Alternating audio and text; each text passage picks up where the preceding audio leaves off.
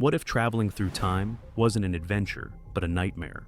What if the people who slipped through the fabric of reality didn't find wonder on the other side, but unimaginable suffering? Now picture this. Men and women ripped from our modern world, thrown into brutal eras where they were seen as demons, witches, or dangerous outsiders, tortured for knowledge they couldn't explain. These 10 survivors somehow made it back. Their stories will haunt you. Number 10. The Salem displacement. This case is one of the most terrifying time travel stories ever documented, and once you hear it, you'll understand why some survivors wish they had never come back at all. Imagine you're hiking alone through the forests of Massachusetts on a crisp autumn afternoon. The leaves are golden, the air is clean, and you're thinking about nothing more than the trail ahead. And then, without any warning, the world folds around you like paper. That's exactly what happened to Jennifer Whitmore in October 2019. And what she experienced on the other side would leave scars that no amount of time could ever heal. Jennifer was 34 years old, an amateur historian with a passion for colonial America. She had hiked the trails near Danvers, Massachusetts dozens of times before, but on that particular afternoon, something felt different. The air grew heavy, the birds stopped singing, and then she saw it. A shimmer in the space between the trees, like heat rising from summer pavement. Except it was October and the temperature was dropping fast. She stepped closer, curious, and in that moment, her entire life changed forever. The shimmer expanded, swallowed her whole, and everything went dark. When Jennifer opened her eyes again, she was lying in a forest clearing. The trees looked the same, but everything else was wrong. The trail was gone. The distant hum of traffic had vanished. Instead, she heard voices, harsh and unfamiliar, shouting in an accent she could barely understand. She stood up, confused, and within seconds, she was surrounded by men in dark clothing, carrying lanterns and muskets. It was October 1692, the height of the Salem witch trials, and Jennifer Whitmore had just become their newest suspect. Her clothing was the first thing they noticed. The synthetic fabric of her hiking jacket, the bright colors of her modern boots. They called it demonic. When they found her smartphone in her pocket, they recoiled as if she were holding hellfire itself. She tried to explain, tried to speak, but her modern American English sounded foreign and suspicious to their ears. Within hours, she was dragged before Reverend Samuel Parris himself, the man whose household had sparked the entire witch panic. And in his eyes, Jennifer saw something that chilled her to the bone: absolute certainty. He believed she was a servant of Satan, and nothing she could say would change his mind. What followed were 19 days of unimaginable horror. They called it examination, but it was torture. They pricked her skin with needles, searching for the devil's mark. They kept her awake for days, believing exhaustion would force a confession. And when she still refused to admit to witchcraft, they brought out the heated irons. Jennifer still has the scars today, burn marks running up both arms in patterns that match period-accurate branding techniques. She remembers the smell of her own flesh burning. She remembers the prayers they screamed while they did it, convinced they were saving her soul. She was held in a root cellar beneath the meeting house, alone in the darkness, waiting for an execution that seemed inevitable. But on the 19th night, everything changed. A violent storm rolled in, and lightning struck the meeting house with a sound like the world cracking open. In the chaos that followed, Jennifer felt that same folding sensation, that same impossible pull, and then she was gone. She woke up on the same hiking trail where she had disappeared 3 weeks later in 2019. Her family had already filed a missing persons report. Search teams had found nothing, but Jennifer had returned with evidence that defied all explanation: the burns on her arms, a wooden stake fragment embedded in her shoulder that surgeons later removed and dated to over 300 years old, and memories so vivid that trauma specialists confirmed she had experienced prolonged torture consistent with historical witch trial methods. Jennifer Whitmore refuses to return to Massachusetts. She says the land itself remembers her. Some nights, she still wakes up screaming, hearing their voices, smelling the smoke, feeling the iron press against her skin. The official investigation found no explanation for her injuries or her disappearance. But Jennifer knows exactly what happened. She lived it. 19 days in 1692, and she barely survived. An absolutely terrifying thought. And trust me, this is only the beginning. Number 9, the Coliseum survivor. This case is absolutely brutal, and what makes it even more disturbing is the physical evidence that simply cannot be explained. Imagine you're working underground, deep beneath the streets of London, surrounded by ancient stone and centuries of forgotten history. You break through a wall and discover a hidden chamber, and in the next moment, you're no longer in London at all. You're standing in the blood-soaked sand of the Roman Coliseum, and 50,000 people are screaming for your death. That's exactly what happened to Marcus Webb, and he has the scars to prove it. Marcus was 41 years old, a construction worker with over 2 decades of experience excavating beneath the London Underground.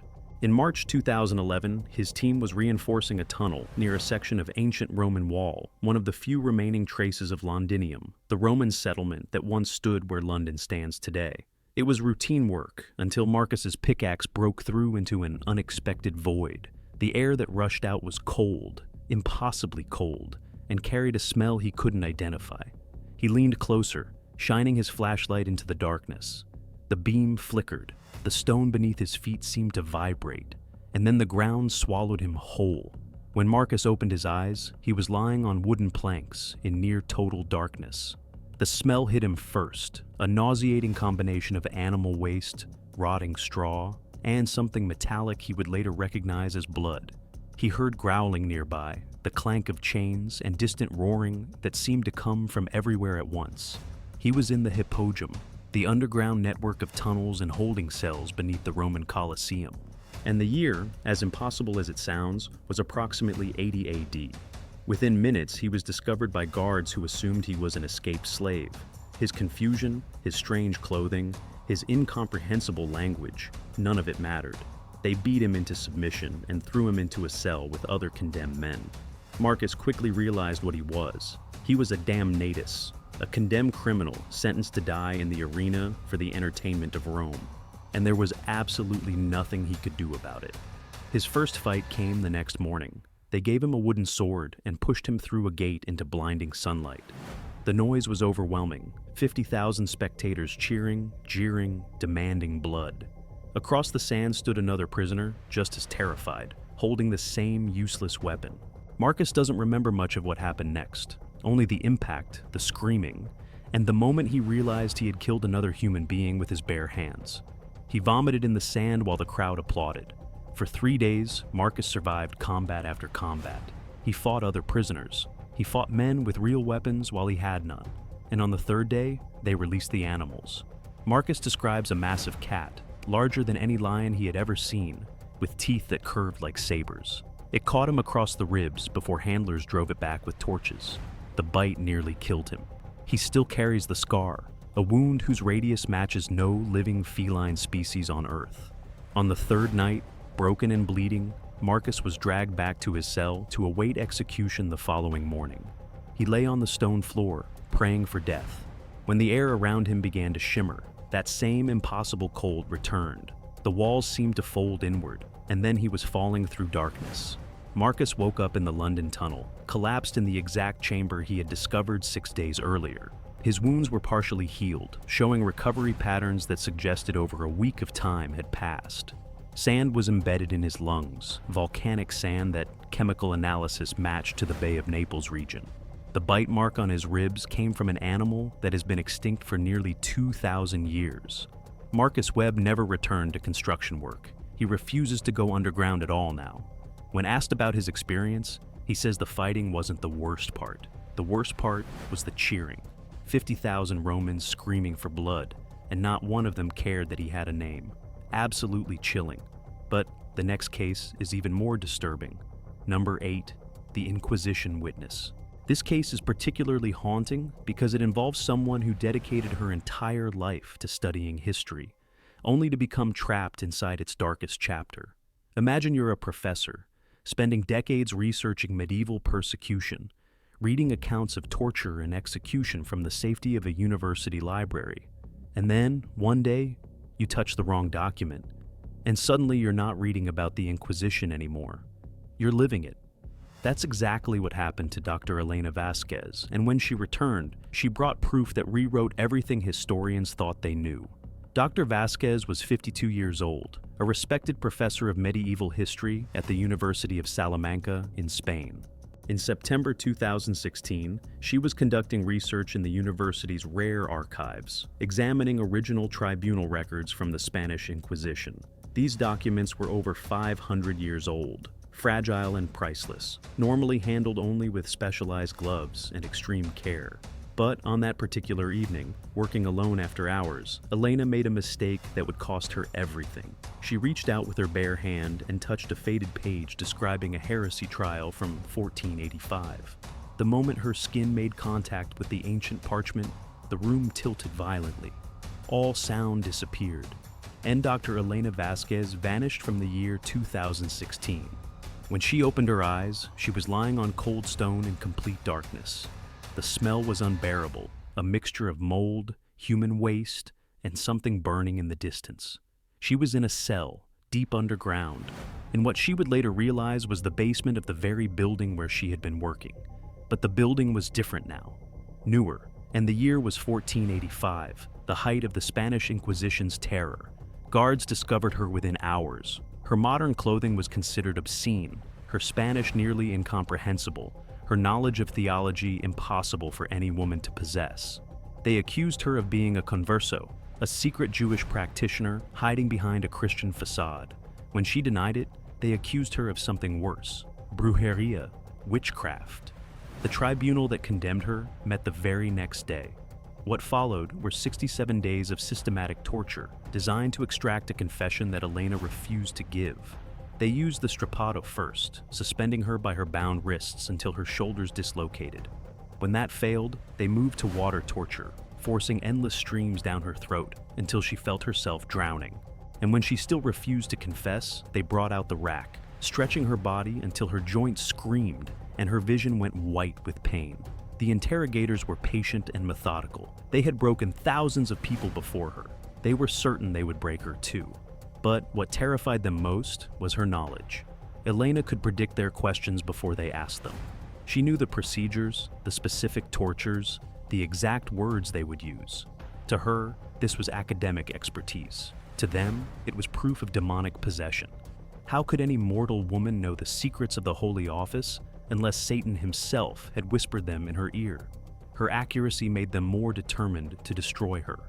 After 67 days, Elena was scheduled for execution at an auto da fe, a public ceremony where condemned heretics were burned alive. She was dragged into the plaza, blinded by sunlight after months in darkness, surrounded by crowds who had come to watch her die.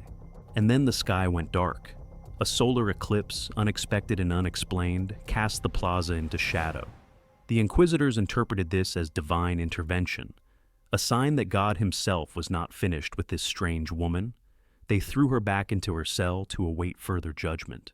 That night, Elena felt the same tilting sensation that had brought her here. The walls seemed to compress. The darkness deepened. And then she was lying on the floor of a chapel adjacent to the university library, 2 months after her disappearance. The scars on her wrists and ankles match iron shackles from the period exactly. But here's what makes this case truly extraordinary. In 2019, a hidden archive was discovered in Salamanca, containing records that had been sealed for 5 centuries. Among them were accounts of a mysterious woman tried for witchcraft in 1485, a woman who spoke strangely and knew things she could not possibly know. The dates match Elena's account precisely, including the solar eclipse, number 7, the Gulag ghost. This case is deeply unsettling because it suggests that time travel might not be random at all. It might be connected to something far more personal, something buried in your own blood. Imagine you're researching your family history, tracing the fate of a grandfather who disappeared into Stalin's prison camps decades before you were born. You're sitting in a Moscow hotel room, reading declassified documents, trying to understand what happened to him. And then you wake up inside the nightmare itself, trapped in the very same camps that killed him 70 years in the past. That's exactly what happened to Andrei Volkov, and the evidence he brought back suggests he wasn't the first member of his family to die there. Andrei was 38 years old, a Russian-American journalist whose grandfather had allegedly perished in the Soviet Gulag system during Stalin's Great Terror. In November 2008, Andrei traveled to Moscow to access newly declassified NKVD documents, hoping to finally learn the truth about his grandfather Dmitry Volkov's fate. He spent days in the archives, photographing records, piecing together fragments of a story that had haunted his family for generations. On his last night in Moscow, exhausted and emotionally drained, he fell asleep in his hotel room with documents scattered across the bed. When he opened his eyes again, he was no longer in a hotel. He was lying in complete darkness, surrounded by the moaning of other bodies, in a cattle car heading east. The year was 1938, and Andrei Volkov had just become a prisoner of the Kolyma gold mines, one of the deadliest labor camps in human history. Temperatures dropped to 60 below zero. Prisoners worked 16-hour shifts in the frozen earth. The average survival time was measured in months, not years. And Andrei, with his American accent and his desperate protestations of innocence, was immediately marked as a spy. The guards beat him before he even arrived at the camp. By the time the train reached Kolyma, he had already lost 2 teeth and fractured 3 ribs. What followed were 127 days of hell. Andrei was assigned to the harshest labor detail, breaking frozen ground with hand tools while guards watched from heated towers. Prisoners collapsed and died where they stood, their bodies left in the snow until spring. Food was scarce, disease was everywhere, and the cold was a constant presence that never released its grip. Andrei watched men freeze to death in their sleep. He watched executions carried out with casual indifference. He learned to stop feeling anything at all, because feeling meant dying. The other prisoners distrusted him at first. His strange accent, his unfamiliar mannerisms, his occasional slips into English, all of it marked him as different. But one old man took an interest in him, a prisoner named Pavel, who had survived Kolyma longer than anyone thought possible. Pavel studied Andrei's face for a long time before speaking. "You look exactly like Dmitry Volkov's grandson," he said. "I knew Dmitry. He died in this camp, in this very barracks." Andrei felt the blood drain from his face. His grandfather had died here, and now, impossibly, so might he. Pavel died in Andrei's arms 3 weeks later, whispering prayers in a language Andrei didn't recognize. That night, broken and hopeless, Andrei walked into a blizzard with no intention of returning. He wanted the cold to take him. He wanted it to end. The snow swallowed him whole, and everything went white. He woke up in a Siberian forest in November 2008, 4 months after his disappearance, still wearing the prison uniform, the tattoo still fresh on his forearm. That tattoo is the key to everything. Forensic analysis confirmed the ink contains compounds that haven't been manufactured since 1941.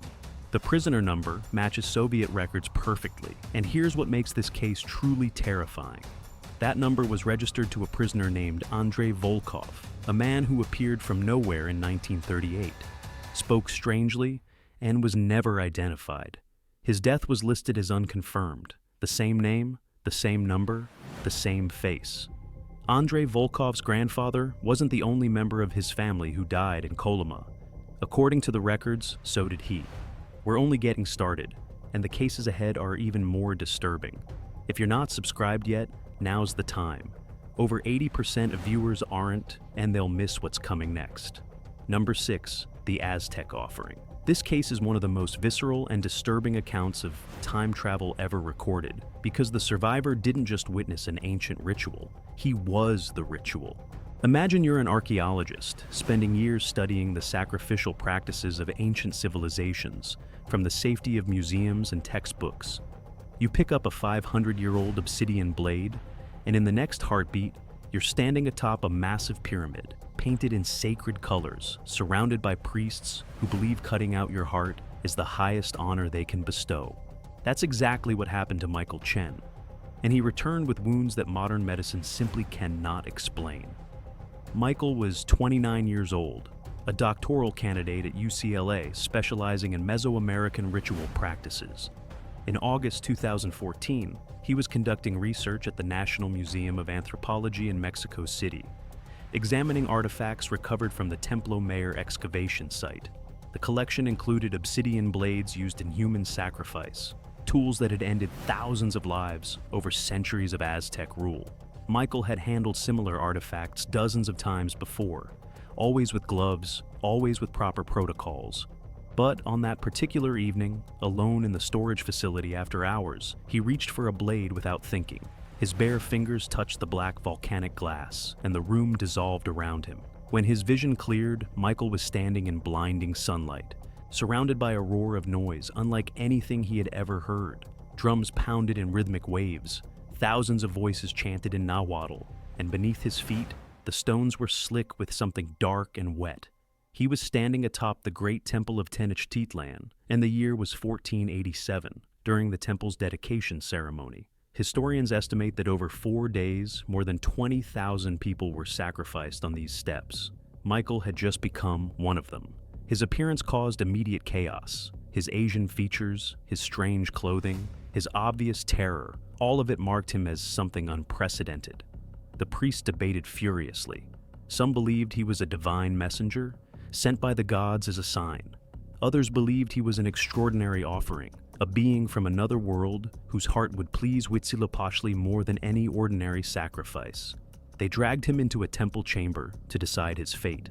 For 3 days, Michael was held in a cell carved from stone, fed hallucinogenic mushrooms and bitter liquids that made reality swims and fracture. Priests came and went, painting his body in sacred pigments, adorning him with feathers and jade. They weren't preparing him for release. They were preparing him for death. On the 4th day, they led him up the pyramid steps, past crowds that stretched to the horizon, past bodies still tumbling down the blood-slicked stairs. At the top, a stone altar waited, and beside it stood a priest holding an obsidian blade identical to the one Michael had touched in the museum.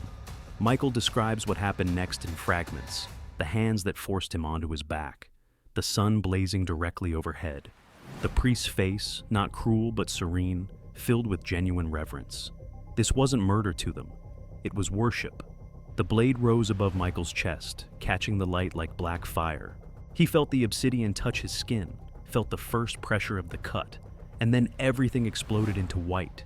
He woke on the museum steps 11 days after his disappearance, the cuts already healing, but perfectly preserved across his chest.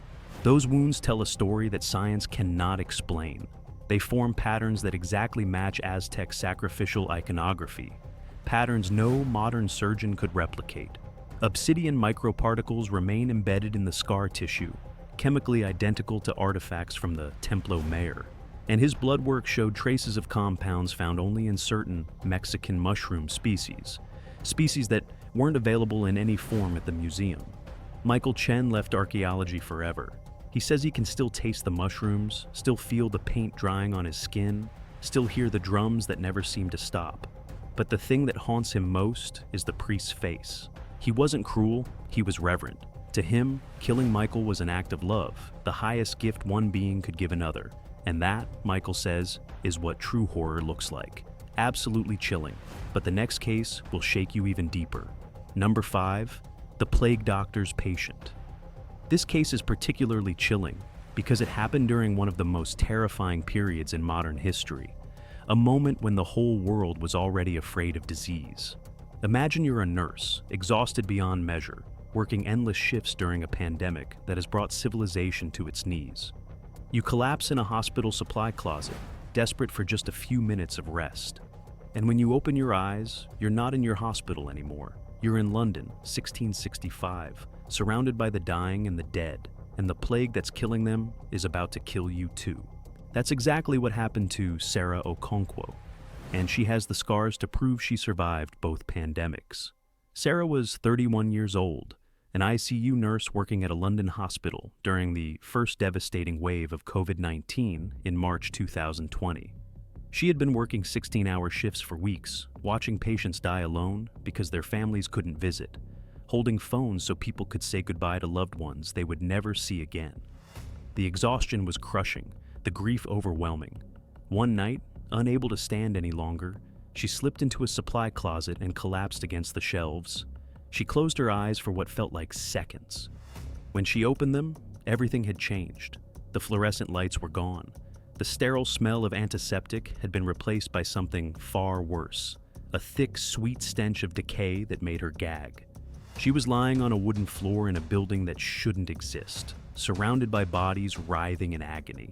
Candles flickered in the darkness. Somewhere nearby, someone was screaming. Sarah had woken up in a plague hospital during the Great Plague of London, and her modern medical knowledge was about to become her death sentence. Her first instinct was to help. She moved among the patients, checking pulses, examining the hideous swellings under their arms and in their groins. She knew what bubonic plague looked like from textbooks, but knowing and seeing were different things entirely. The buboes were massive, blackened, leaking fluid that smelled like rotting meat. She had no antibiotics, no IV fluids, nothing that could actually save these people. All she could do was comfort them as they died, but her compassion attracted the wrong kind of attention. The plague doctors noticed her immediately. Her dark skin marked her as foreign. Her strange clothing was impossible to explain. But worst of all was her knowledge. She knew which patients would die before they showed the final symptoms. She understood the disease in ways that no one in 1665 possibly could. To the doctors, this wasn't medicine, it was witchcraft. She was arrested within 3 days, accused of being a plague spreader, a witch who had summoned the pestilence itself. They threw her into a makeshift prison with other accused, a filthy basement where rats scurried through the straw, and the air was thick with infection. It was there, surrounded by the sick and the condemned, that Sarah contracted the plague herself. She felt the fever first, then the terrible aching in her joints, then the swelling that erupted under her left arm. She knew exactly what was happening to her body, and she knew she was going to die. The treatments were barbaric. They lanced her buboes with dirty knives, they bled her with leeches, they pressed hot irons against the swellings, believing the heat would drive out the evil humors. Sarah screamed until her voice gave out, and still they continued. She remembers the plague doctor's mask, that terrible beaked face hovering over her, stuffed with herbs that did nothing against the disease. She remembers praying for death, and then, during her worst fever dream, she felt herself falling through endless darkness. She woke in an abandoned building on the exact site where her hospital now stands. 8 days after her disappearance, her hospital ID badge was still clipped to the 17th century linen shift she was wearing. The bubonic scars under her arm had healed but remained visible, and her blood work showed antibodies to Yersinia pestis strains that haven't existed for 350 years. Sarah returned to nursing. She says 1665 taught her something important. Those plague doctors weren't monsters. They were desperate, just like her. The only difference was knowledge, and sometimes, she thinks, that's all that separates salvation from suffering. If you're still watching, you're one of the few who can handle what's next. Subscribe now so you don't miss the most disturbing cases in this countdown. Number 4, the Viking thrall. This case is profoundly disturbing because it forces us to confront one of the darkest chapters in human history, a time when human beings were property to be bought, sold, and worked to death. Imagine you're a tourist visiting a museum to explore your Scandinavian heritage, feeling a connection to ancestors who lived over 1,000 years ago. You step onto a preserved Viking ship, reach out to touch the ancient wood, and suddenly you're not a visitor anymore, you're cargo. That's exactly what happened to David Eriksson, and when he returned, he was still wearing the chains. David was 45 years old, a Swedish-American software engineer who had traveled to Oslo, Norway in June 2017 to explore his family roots.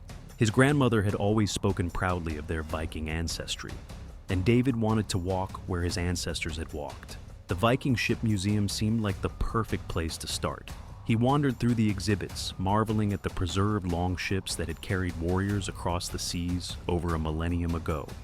When the tour group moved on, David lingered behind. He reached out and placed his hand on the weathered mast of the Oseberg ship. The wood felt warm beneath his fingers, impossibly warm, and then the floor dropped out from beneath him. He woke on a wooden deck, the world pitching and swaying beneath him. The smell hit him first, salt spray mixed with tar and unwashed bodies.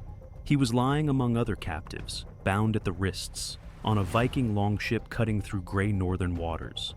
The ship was returning from a raid, and David had somehow become part of the plunder. His modern clothing was stripped away immediately. His protests in English meant nothing. To the Vikings, he was simply another thrall, a slave taken from a coastal village, confused and terrified, like all the others. The first beating came before they even reached shore.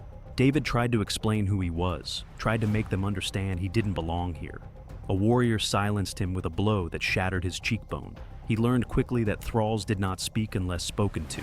Thralls did not look their masters in the eye. Thralls existed only to serve, and those who forgot their place were reminded with iron and fire. Over the following weeks, David experienced the full horror of Viking Age slavery. He was branded on his shoulder with a mark indicating ownership. He was forced to work from dawn until collapse, hauling timber, cleaning animal pens, doing whatever degrading task his masters demanded. He slept in the dirt with the dogs. He ate scraps when there were scraps to eat. He watched other thralls beaten for minor offenses, watched some of them die from injuries that went untreated because treating a slave was considered wasteful.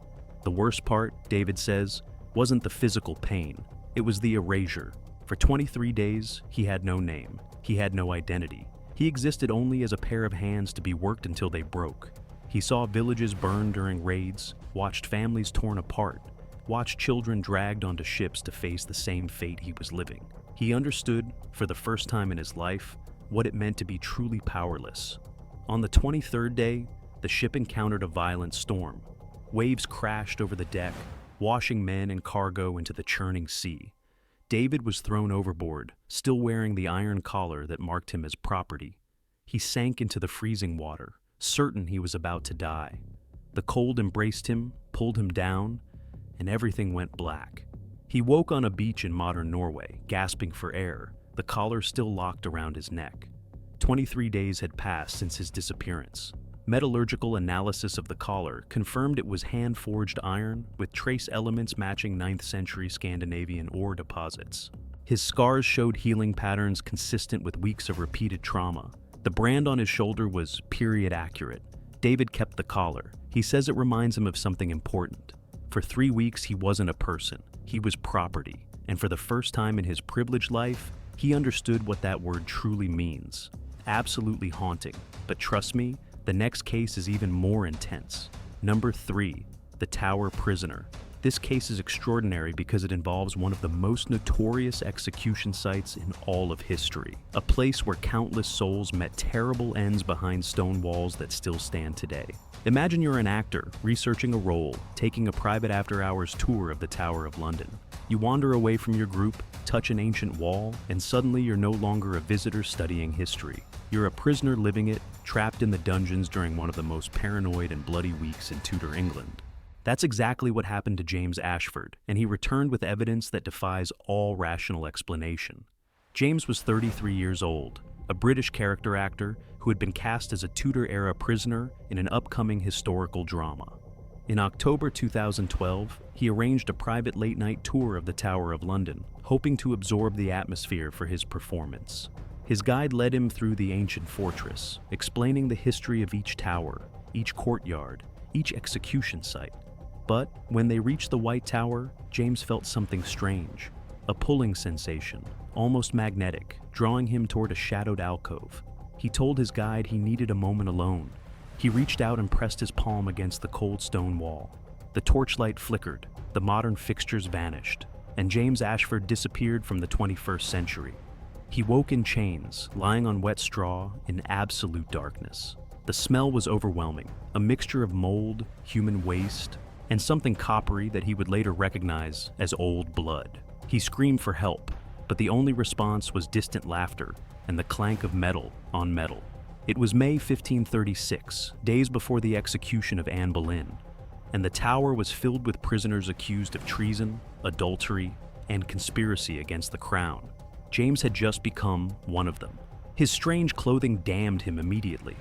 The guards who discovered him assumed he was a foreign agent, possibly French, sent to assassinate the king or rescue the condemned queen.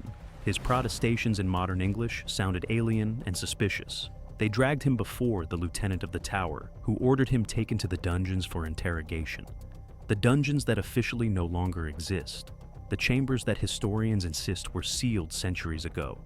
The torture began that same night. They started with the rack, stretching his body until his shoulders dislocated and his screams echoed through the stone corridors. When he refused to confess, they moved to the scavenger's daughter, a compression device that crushed his body into a ball of agony. Thumb screws, sleep deprivation, beatings that left him spitting blood and teeth. The torturers were professionals, patient and methodical. They had broken hundreds of men in these chambers. They were certain they would break James too. For 6 weeks, James existed in a nightmare of pain and darkness. He witnessed other prisoners dragged away, heard their screams fade into silence, knew that he would be next. The interrogators became increasingly frustrated. He wouldn't confess because he had nothing to confess. He wasn't a spy, he wasn't an assassin, he was an actor who had touched the wrong wall in the wrong place. But they couldn't understand that. They could only understand confession or death. On the morning of his scheduled execution, guards dragged James through a corridor he had never seen before. And there, walking toward him from the opposite direction, was a woman in a gray gown. Anne Boleyn, Queen of England, walking to her own death with impossible composure. Their eyes met for just a moment, and she said something that still haunts him. "You don't belong here either." Before he could respond, a guard shoved him into a cell. The world spun violently. And then he was lying in a tower maintenance corridor, 6 weeks after his disappearance, clutching a torn piece of fabric. That fabric was later analyzed and matched to surviving samples of silk from Anne Boleyn's known wardrobe. James's injuries mapped exactly to documented Tudor torture implements. His psychological evaluation revealed trauma patterns identical to prisoners of war subjected to prolonged interrogation. James Ashford never acts anymore. He says he can't pretend to be tortured when he knows what it actually feels like. But the thing that haunts him most isn't the pain. It's what Anne Boleyn said. How did she know? Absolutely terrifying. And the next case is somehow even darker. Number 2, the Nanking Nightmare. This case is one of the most harrowing accounts we've ever covered because it involves one of the darkest chapters of the 20th century. A massacre so brutal that even decades later, the world struggles to comprehend its scale.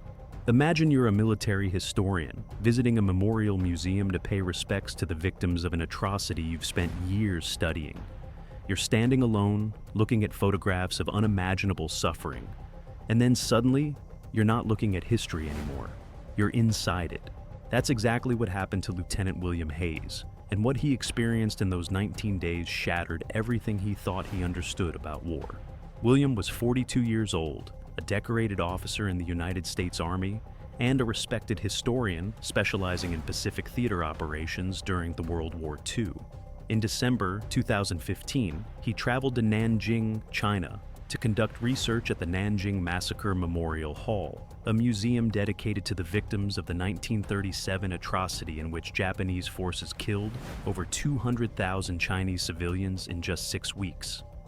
William had read countless accounts of the massacre, studied the photographs, interviewed survivors. He thought he understood what had happened here. He was wrong. On his third evening at the museum, William stayed late, alone in a gallery filled with photographs from December 1937. The images showed bodies in the streets, mass graves along the Yangtze River, faces frozen in terror. He felt overwhelmed, nauseated, and unable to look away. The room seemed to grow darker. The photographs seemed to pulse with a terrible energy. And then William felt himself falling forward into the images themselves, through them, until the gallery disappeared entirely. He woke in chaos. Gunfire crackled from every direction. Smoke filled the air, thick and acrid. Screams echoed through streets lined with bodies. He was in Nanjing, December 1937, and the massacre had just begun. His military bearing and Caucasian features attracted immediate attention. Japanese soldiers surrounded him within minutes, rifles aimed at his chest. They assumed he was an American spy, perhaps a military observer, gathering intelligence for enemies of the empire. They dragged him to a makeshift interrogation center and began asking questions he couldn't possibly answer. The torture started within hours. They wanted to know American military positions, strategic plans, communication codes. William had none of this information, not because he was protecting secrets, but because the information they wanted related to events that wouldn't happen for another 4 years. His confusion enraged them. His silence was interpreted as defiance. They beat him with rifle butts. They burned him with cigarettes. They used techniques that William, as a military historian, recognized from declassified documents he had studied in graduate school. He was being tortured using methods he had read about in air-conditioned archives. But the worst part wasn't what they did to him. It was what they made him witness.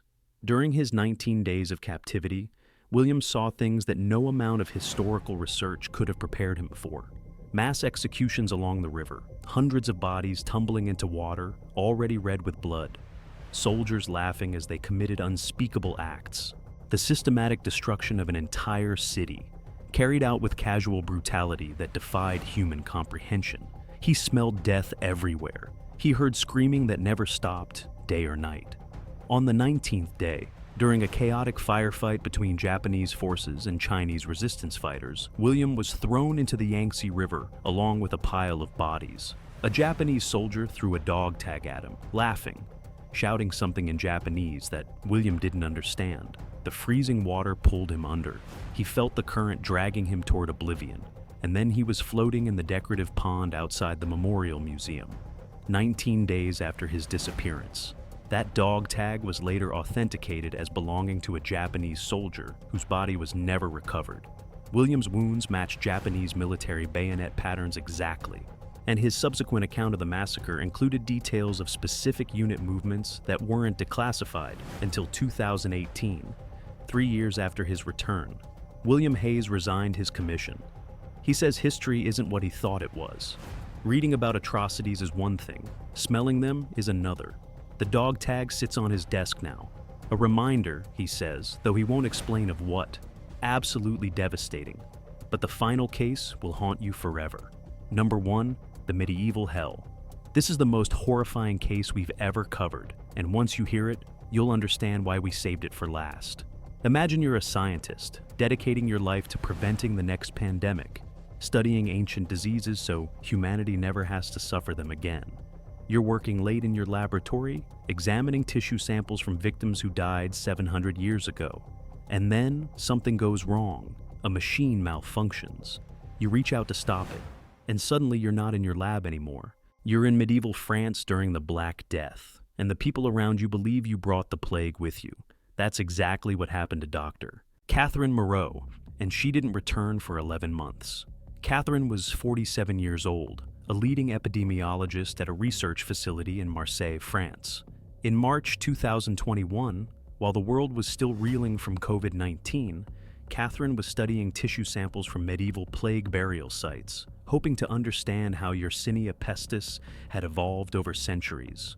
She worked late most nights, driven by a sense of urgency that bordered on obsession.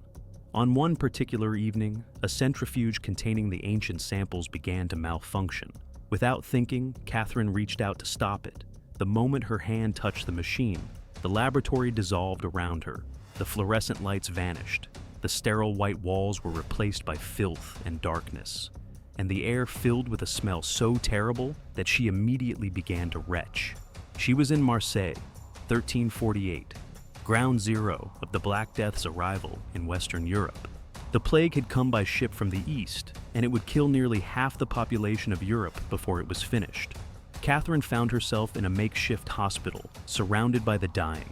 Bodies lay everywhere, covered in the black swellings that gave the plague its name. Moans and prayers filled the air, and standing over her was a figure in dark robes, face hidden behind a beaked mask stuffed with herbs. A plague doctor, and he was pointing at her. Her modern clothing was impossible to explain. Her knowledge of medicine was considered demonic. Her accurate predictions of who would die and when terrified everyone who heard them. Within days, she was arrested by church authorities as a plague bringer, a witch who had summoned the pestilence from hell itself. They dragged her into a stone cell beneath the city and began the process of extracting her confession. The torture lasted months. They starved her. They flogged her with leather straps until her back was nothing but raw meat. They branded holy symbols into her flesh, believing fire would purify her demonic corruption. When she still refused to confess, they performed crude surgery on her skull, drilling holes to release the demons they were certain lived inside her mind. And then they fitted the mask. An iron contraption locked around her head, preventing her from speaking the curses they believed flowed from her tongue. She wore it for months, seeing the world only through narrow slits, unable to speak, unable to scream. Through those slits, she watched the plague consume Marseille.